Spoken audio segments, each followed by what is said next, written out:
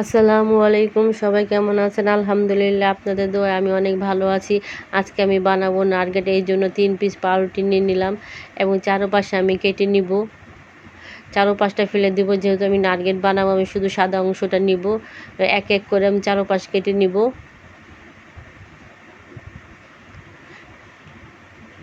নারকেলের জন্য আমি সাদা অংশটাই নিব, এই জন্য চারপাশ কেটে আমি ফেলে দিতেছি।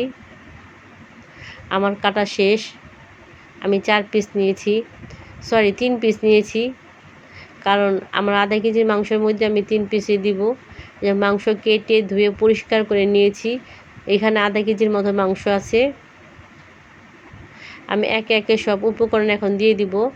দিয়ে দিলাম কর্নফ্লাওয়ার,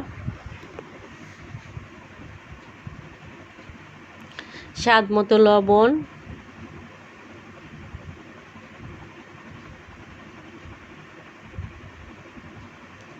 আদা রসুন দুটা মিলানোই দিয়ে দিলাম আমি।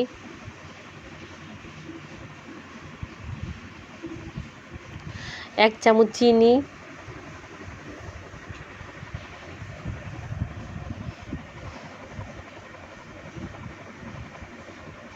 একে একে করে আমি সব উপকরণটি দিয়ে দিব। এখন দিলাম গোলমরিচের গুঁড়া, এটা সাদা গোলমরিচ।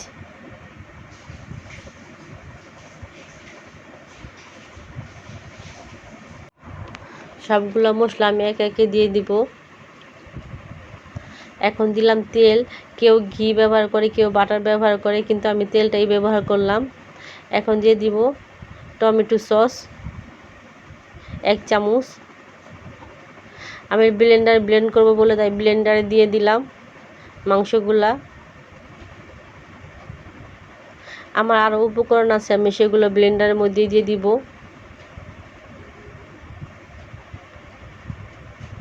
তিন পিস পাউরুটি আমি দিয়ে দিলাম।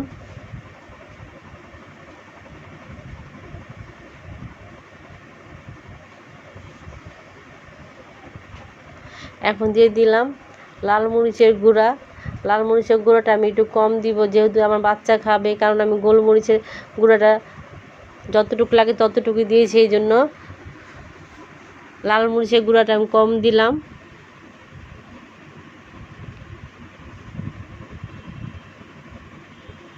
এখন আমি দিব লেবুর রস 1 চামচ।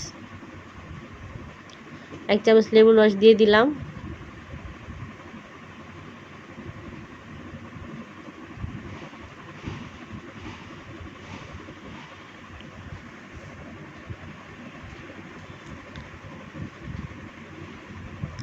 একে একে 1 চামচ দিয়ে দিলাম সয়া সস। এখন এই ব্লেন্ডার করা আমার শেষ। আমি এটার মধ্যে আমি করে নিব, রুটির মতো বানিয়ে নিব।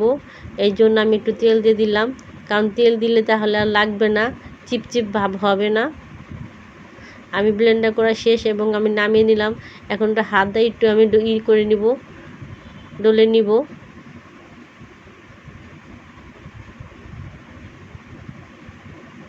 খুব সুন্দর হয়েছে ডোটা, কোনো চিপচিপা ভাব নেই।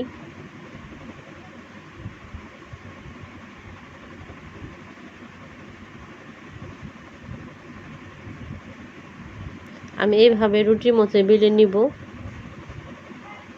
আমার কিন্তু বানানো শেষ, আমি হাত দিয়ে বানিয়ে নিলাম।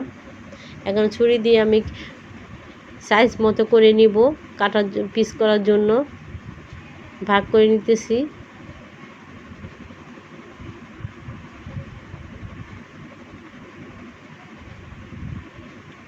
কেটে নিলাম। একটুখানি এই পাশ দিয়ে আমি একটু কেটে ফেলে দিব সাইড দিয়ে, না হলে শেপটা সুন্দর আসবে না।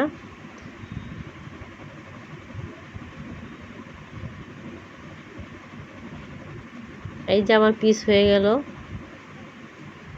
খুব সুন্দর মতোই ছুটে গেল। একটু এই পাশ ওপাশ করে দিলে আরও সুন্দর দেখা যাবে, তাই একটু করে নিলাম। সুন্দর হয়েছে। আমার সবগুলো করা শেষ এবং অনেকগুলো হয়েছে, এবং গোল করলাম কয়টা এভাবে করলাম, 2 রকমের বানালাম। এখানে আমি ডিম নিয়েছি, একটা ব্রেড গাম। এটা আমার কড়াই ছিল ঘরের ভিতরে।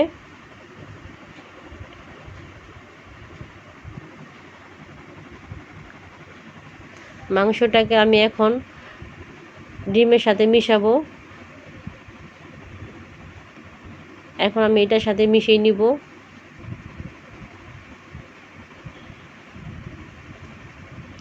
দেখেন কত সুন্দর একটা কালার আসছে। আমার সবগুলো বানানো শেষ।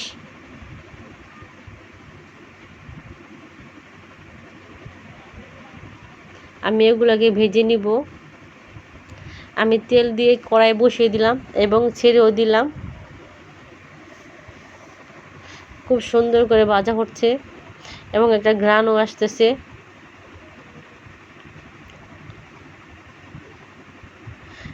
আমি আবার উল্টাই দিলাম, না হলে তো সুন্দর মতো ভাজা হবে না। একটু উল্টা পাল্টাই দিলে ভাজাটা সুন্দর হবে। এই জন্য আমি একটু উল্টিয়ে দিলাম।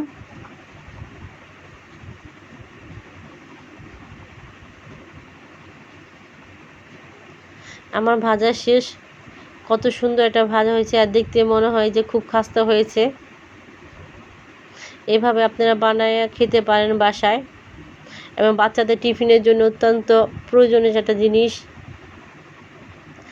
অবশ্যই কমেন্ট করে আমার জানাবেন কেমন হয়েছে।